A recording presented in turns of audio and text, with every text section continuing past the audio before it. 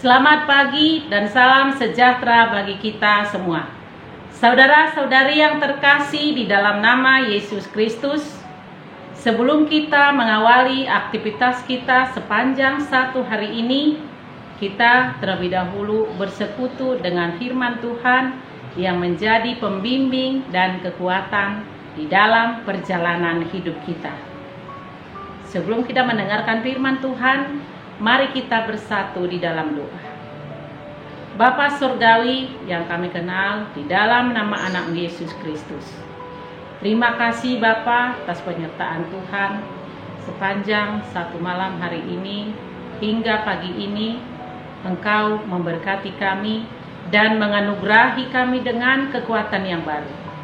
Biarlah Tuhan yang memampukan kami untuk mempergunakan waktu yang Tuhan anugerahkan untuk melakukan pekerjaan yang berkenan di hadapan Tuhan.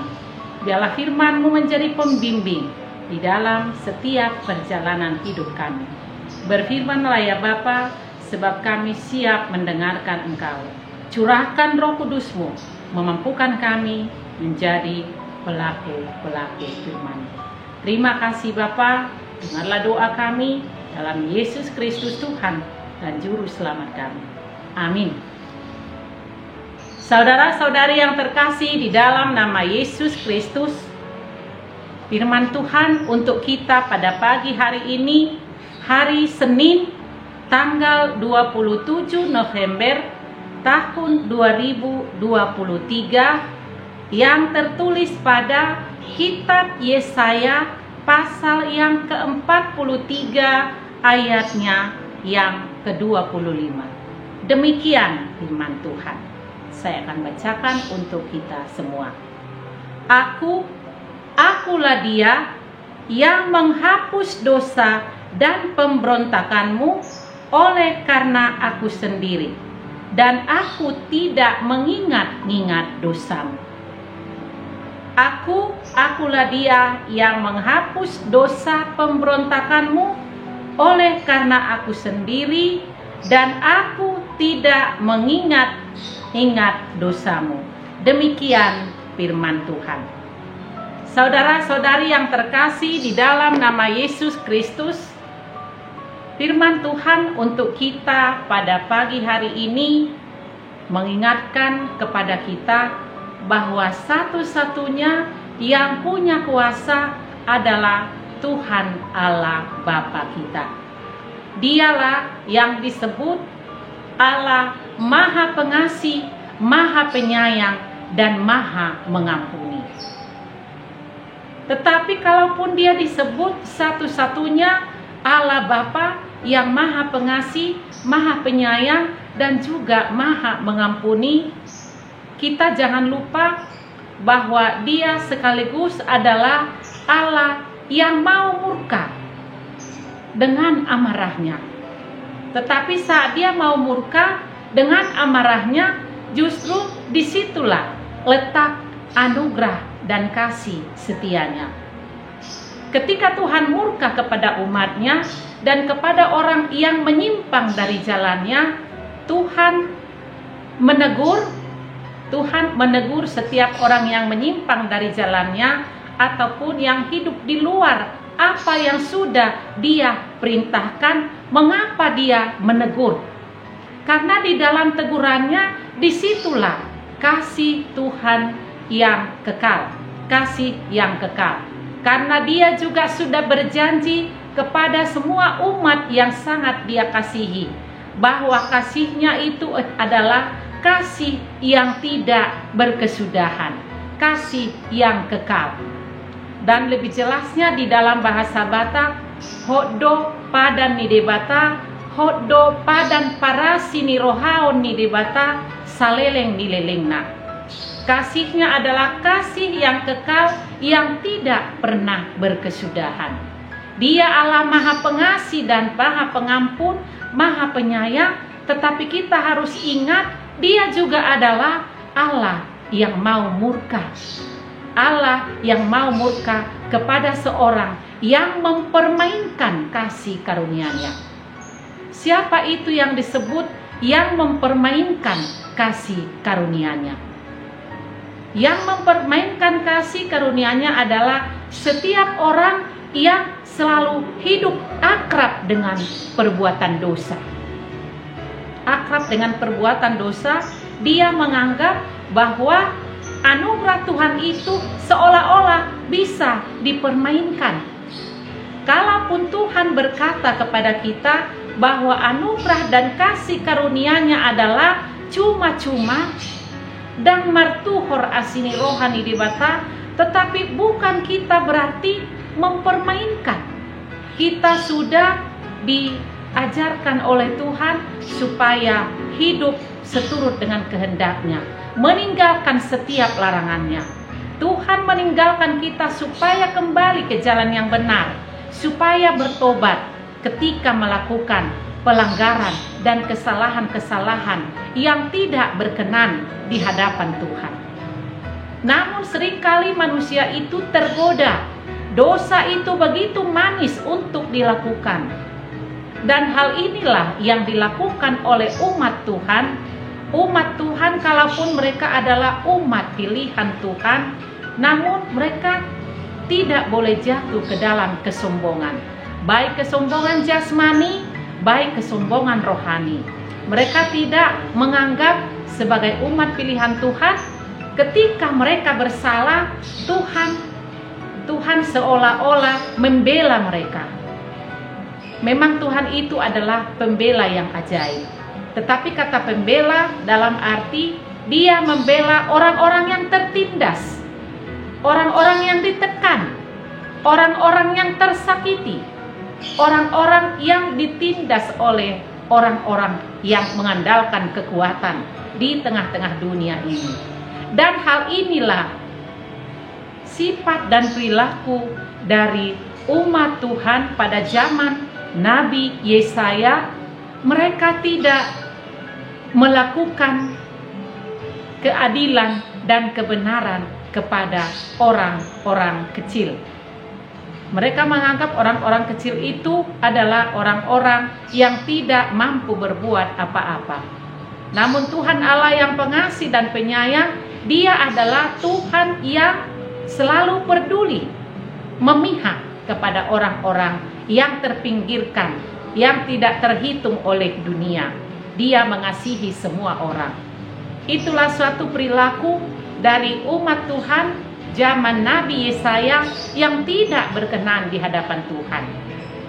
Dan satu hal lagi yang paling tidak berkenan di hadapan Tuhan adalah di mana umat Tuhan, umat Israel pada saat suruhan Tuhan kepada Nabi Yesaya saat itu adalah di mana umat Tuhan hidup di dalam ibadah yang tidak berkenan di hadapan Tuhan. Mereka menyembah dewa-dewa bangsa lain. Mereka bukan menyembah Allah yang benar, Allah yang hidup, yang berkuasa kekal untuk selama-lamanya. Kedua hal inilah yang tidak diinginkan Tuhan, yang mengakibatkan amarah dan murka Tuhan, yang menunjukkan Dia adalah hakim yang adil. Kalaupun Dia yang memilih umatnya, Dia sudah berjanji kasih setianya adalah kasih yang tidak berkesudahan. Namun ketika setiap orang atau umat yang Dia pilih sekalipun menyimpang dari jalannya, Tuhan tidak membiarkannya. Ketika umatnya meninggalkan Dia, menyembah Allah yang lain, Dia juga bukan Tuhan Allah yang tinggal diam. Tetapi sekalipun demikian, Tuhan berjanji, Dia menunjukkan dan memperkenalkan dirinya bahwa akulah Dia, kata Tuhan kepada umatnya. Artinya kata akulah Dia, artinya tidak ada Allah yang lain yang menjadi penyelamat bagi umatnya.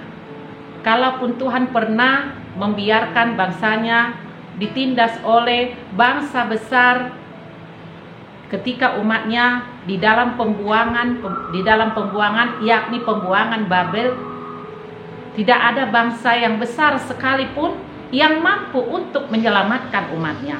Oleh karena itulah Tuhan Allah berkata dan berfirman melalui Nabi Yesaya, Akulah Dia. Artinya tidak ada Allah lain yang berkuasa, yang menghapus dosa pemberontakanmu. Itulah dosa pemberontakan mereka, menyembah Allah yang lain. Mereka tidak menyembah Allah yang benar, yang hidup kekal untuk selama-lamanya. Itu adalah suatu pemberontakan. Dan tidak menegakkan kebenaran dan keadilan bagi orang-orang kecil, orang-orang tertindas. Tuhan juga tampil sebagai pembela bagi orang-orang yang tertindas oleh kekuatan-kekuatan dunia ini.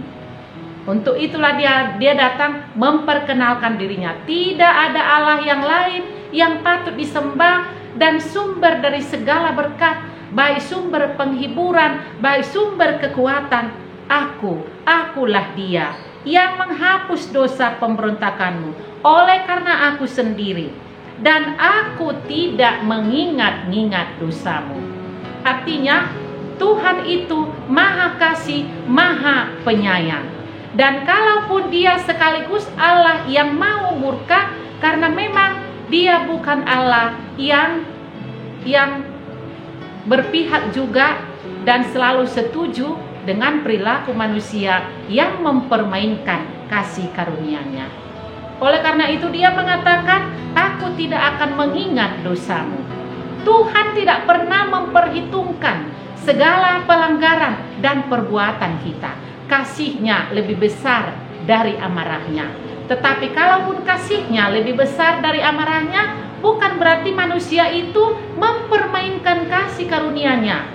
Kalaupun kasih karunia-Nya cuma-cuma tidak dibeli, namun bukan berarti sesuka hati manusia itu. Terkadang meninggalkan Tuhan, terkadang akrab dengan dosa, dengan melakukan perbuatan-perbuatan yang tidak berkenan di hadapan-Nya. Tuhan tidak senang dengan hal yang demikian. Oleh karena itu melalui firman Tuhan pada pagi hari ini kita diingatkan dan bangga punya Bapa seperti Dia, Maha Kasih, Maha Penyayang, tetapi sekaligus Allah yang mau murka bagi setiap orang yang mempermainkan kasih anugerah dan rahmat-Nya. Anugerah, kasih, dan rahmat Tuhan adalah sungguh nyata di dalam kehidupan kita. Bahkan Dia tidak pernah mengingat-ingat, memperhitungkan dosa dan pelanggaran kita. Namun ketika kita diampuni oleh Tuhan, ketika Tuhan Allah tidak mengingat-ingat dosa kita, hal ini mengajarkan kepada kita, mari kita selalu hidup berkenan di hadapan-Nya. Mari kita hidup akrab dengan firman Tuhan, akrab dengan Tuhan melalui firman-Nya.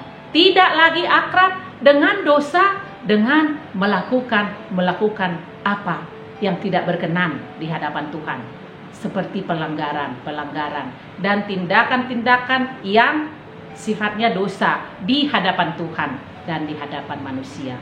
Itulah yang diinginkan Tuhan dari kita. Dia sudah berfirman kepada kita, memperkenalkan dirinya, dan ketika Dia memperkenalkan dirinya, akulah Dia. Artinya tidak ada lagi Allah yang lain yang patut kita puji, kita sembah, kita yakini sumber berkat, sumber kekuatan.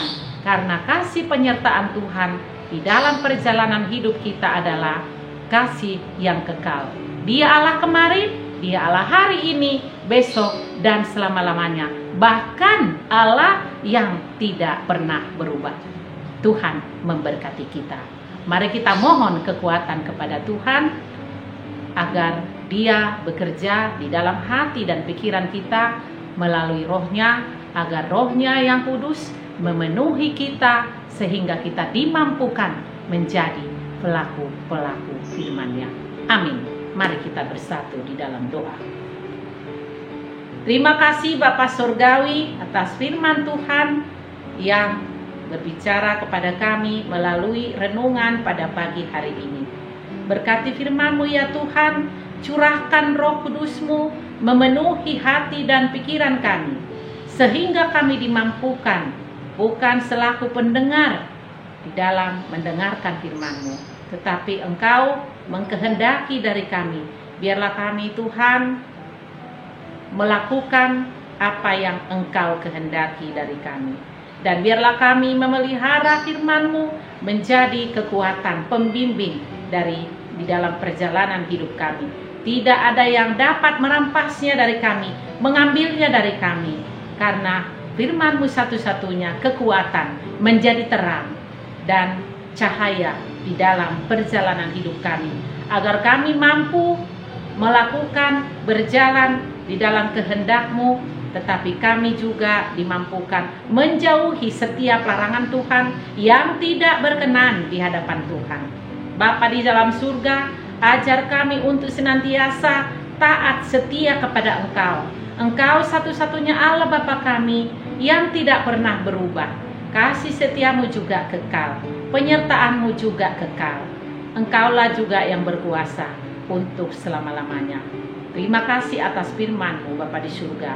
Berkati kami juga dan seluruh jemaat Tuhan yang melakukan pekerjaan, aktivitas hari ini dan seterusnya.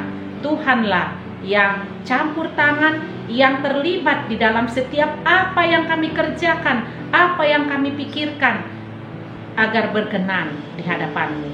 Jauhi Tuhan, jauhkan Tuhan dari kami untuk hidup di luar kehendak-Mu. Tetapi biarlah kami, Tuhan, selalu melakukan apa yang Engkau inginkan, apa yang Engkau kehendaki. Bimbing kami melalui firman-Mu. Kami juga berdoa jikalau ada dari jemaat Tuhan yang terbaring di rumah sakit karena sakit penyakit yang diderita. Tuhanlah yang menjadi tabib yang ajaib. Sembuhkan mereka ya Tuhan dengan tangan kasih-Mu. Engkau jamah tubuh mereka Tuhan, dan menyembuhkan mereka dengan usaha pengobatan para dokter yang merawat mereka, agar boleh kembali ke rumah mereka Tuhan, membawa pemulihan yang sempurna dari segala sakit penyakit yang mereka derita. Terima kasih Bapa. Kami serahkan hidup kami dalam tangan pengasihan-Mu. Kami memohon ampun kepada-Mu ya Bapa akan dosa dan pelanggaran kami. Ampuni kami ya Bapa, agar kami layak di hadapan Tuhan. Terimalah doa kami yang kami sampaikan di dalam satu nama anak-Mu Tuhan Yesus Kristus. Kami berdoa dan bersyukur kepada Tuhan. Anugerah daripada Tuhan kita Yesus Kristus, kasih setia Allah Bapa, dan persekutuan Roh Kudus kiranya menyertai kamu sekalian. Amin. Saudara-saudari yang terkasih, selamat melanjutkan aktivitas kita sepanjang satu hari ini. Tuhan Yesus menyertai kita. Salam.